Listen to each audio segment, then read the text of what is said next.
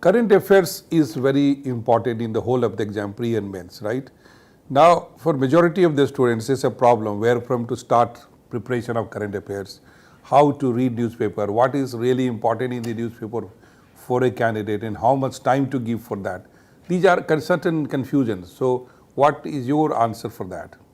So first is newspaper, then I'll come to current affairs. Newspaper is that uh, it is a bulky thing.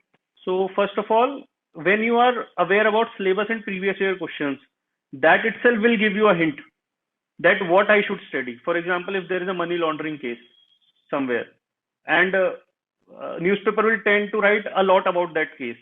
But eventually in mains, they won't ask about that particular case. They will ask about money laundering in general. The best use of that case can be quoting it as an example. Right. So you have to have that segregation in mind. I think for UPSC aspirants, only around 20% newspaper is important. Now coming to the editorial.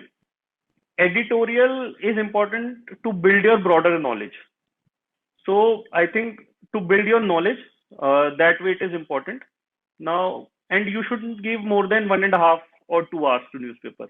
Now people tend to research on a particular topic. I think we are getting hired as a generalist, not as an expert. We should keep that in mind. Secondly, regarding current affairs, sir, I have a theory that generally current affairs is not much asked in UPSC. UPSC focuses on contemporary issues that are there since a long time. So don't go after minor facts as far as current affairs is concerned. If there is a topic, just try to understand the contemporary part regarding it, as I have mentioned in the money laundering case. Generally, people tend to go after a lot of facts for prelims. Even if we see the prelims paper, if we have understood the newspaper correctly, there is no need of those facts. We can answer the question by understanding.